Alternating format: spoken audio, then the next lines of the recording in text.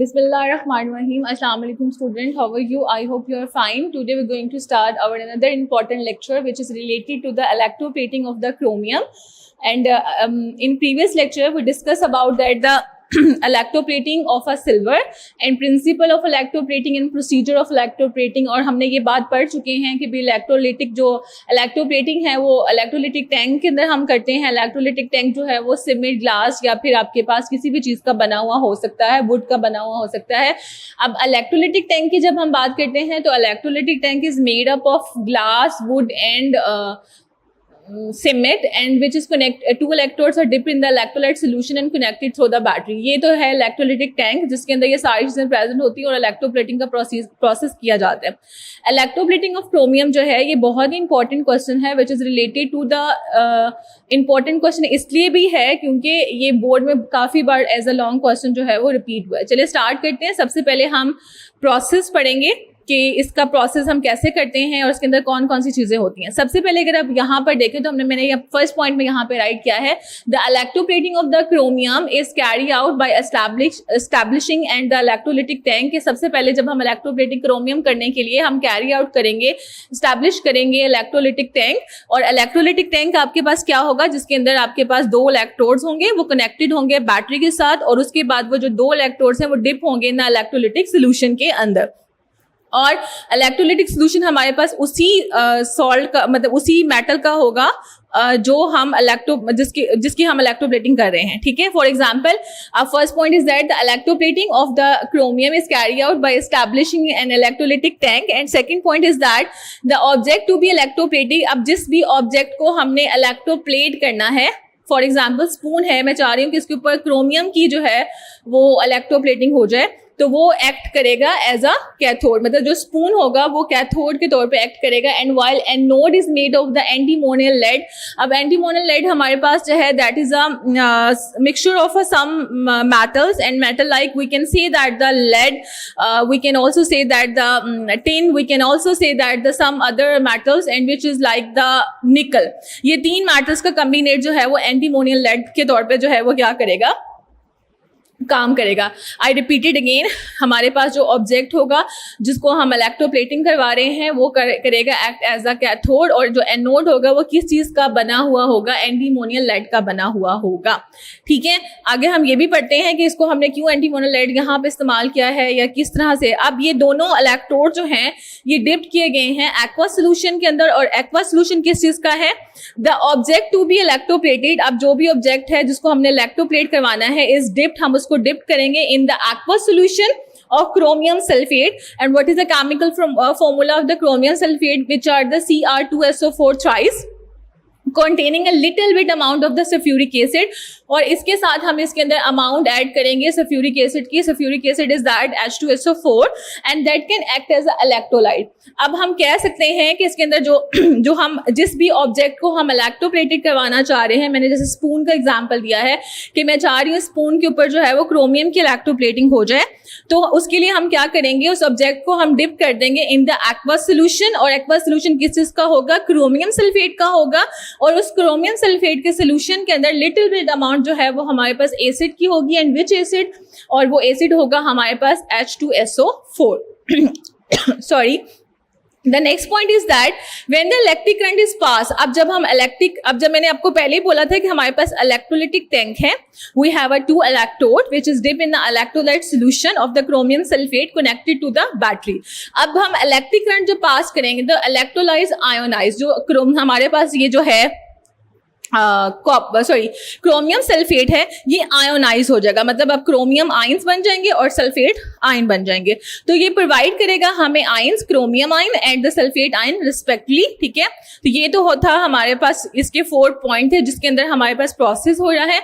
अब हमने देखना है आगे इक्वेशन फॉर्म हमारा कैसा है. सॉरी. अच्छा, अब अगर हम देखते हैं तो we have a chromium sulphate Cr2SO4 thrice. ठीक है. और एरो, उसके बाद हमारे पास वाटर है. ठीक है. वाटर के साथ जब ये मिलके एक्वा सोल्यूशन बनाएगा, मतलब हम क्रोमियम सल्फेट को वाटर के अंदर डाल के एक्वा सोल्यूशन बनाएंगे तो हमारे पास ये कन्वर्ट हो जाएगा, आयोनाइज हो जाएगा into the chromium ion and into the sulphate ion. इसके ऊपर पॉजिटिव और इसके ऊपर नेगेटिव चार्ज होगा। अब रिएक्शन कैसे होगा? रिएक्शन एट द इलेक्ट्रोड्स की जब हम बात करेंगे तो हम एनोड की बात कर रहे हैं, anode which is present in the antimonial lead, ठीक है। अच्छा, अब एंटीमोनल लेड का इस्तेमाल हमने क्यों किया है और क्रोमियम का इस्तेमाल हमने क्यों नहीं किया? बिकॉज क्रोमियम जो है वो इज अ सॉफ्ट मेटल भी है, तो ये antimonial lead the alloy of some metals which is a lead भी है हमारे पास, टिन भी है और सम अदर मेटल लाइक निकल भी है। अच्छा, एक तो ये रीजन है और दूसरा रीजन ये है कि अगर हम यहाँ पर क्रोमियम का मतलब क्रोमियम को इस्तेमाल कर लेते हैं तो हमारे पास जो है वो नंबर ऑफ केटाइन ज्यादा और नंबर ऑफ एनाइन जो है वो कम हो जाते हैं। तो इस वजह से भी जो है वो हमने एंटीमोनल लाइट का जो है वो इस्तेमाल किया है। तो बेसिकली अब एनोड पे हमारे पास क्या होगा, जो हमारे पास हाइड्रोक्सी आयन है, ठीक है, that will be converted into the water molecule. ये मैंने आपको प्रीवियस लेक्चर में भी बताया था कि 4 हाइड्रोक्सी आयन होंगे, वो क्या करेंगे अपने जब वो इलेक्ट्रॉन्स को जो है वो क्या कर देंगे, उनके पास एक एक्स्ट्रा नंबर ऑक्सीजन के पास एक्स्ट्रा नंबर ऑफ जो है वो इलेक्ट्रॉन्स होंगे तो उसको रिलीज कर देंगे, ठीक है। चार्ज खत्म हो जाएगा और जब चार्ज खत्म होगा तो उसके बाद हमारे पास क्या बनेगा, फिर उसके बाद हाइड्रोजन और ऑक्सीजन का बॉन्ड ब्रेक होगा और जब बॉन्ड ब्रेक होगा फ्री रेडिकल जो है वो उसके हाइड्रोजन का जो रेडिकल है वो जाके उसके साथ अटैच हो जाएगा, तो वाटर मॉलिक्यूल 2 वाटर मॉलिक्यूल्स बनेंगे, साथ में ऑक्सीजन बनेंगे और वो 4 इलेक्ट्रॉन जो है वो क्या होंगे, साथ में रिलीज होंगे।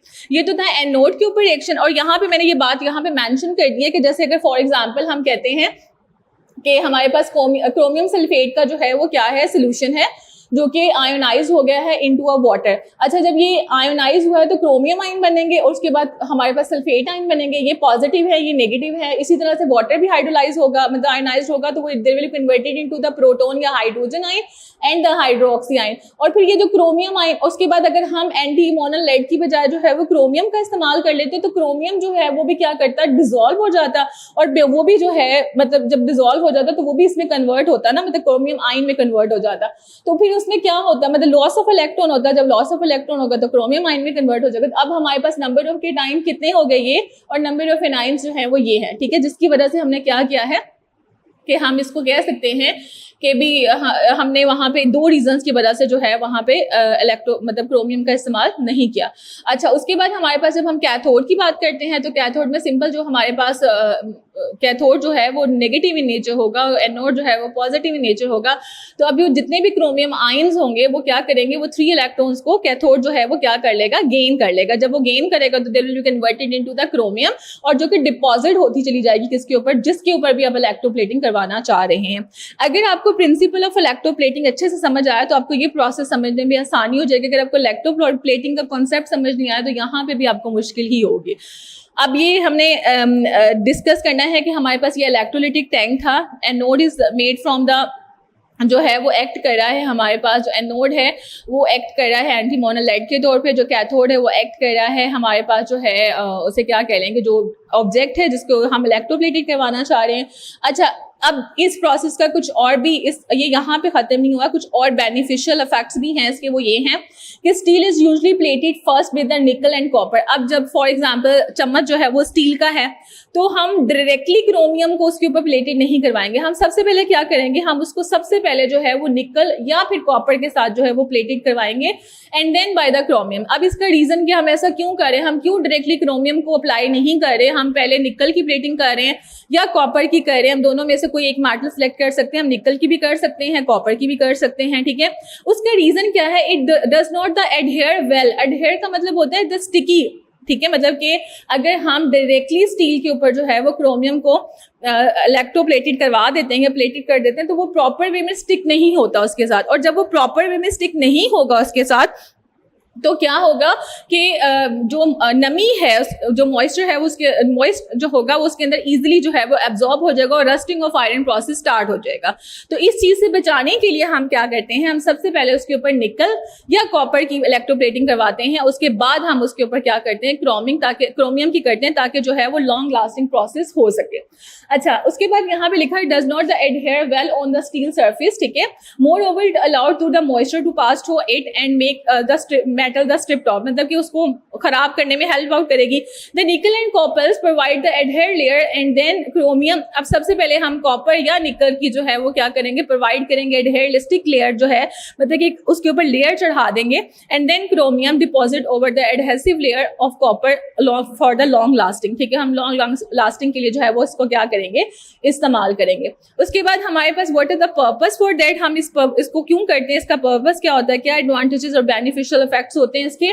सबसे पहला इफेक्ट ये है कि this effect of the electroplating resist the rusting, मतलब कि अगर हम क्रोमियम को अप्लाई करने से पहले या क्रोमियम की इलेक्ट्रोप्लेटिंग करने से पहले अगर हम उसके ऊपर कॉपर या फिर उसके जो है निकल की इलेक्ट्रोप्लेटिंग कर लें तो उससे जो है वो ज्यादा लॉन्ग लास्टिंग जो है इफेक्ट भी रहेगा, और दूसरी बात ये कि रस्टिंग ऑफ आयरन भी नहीं होगी।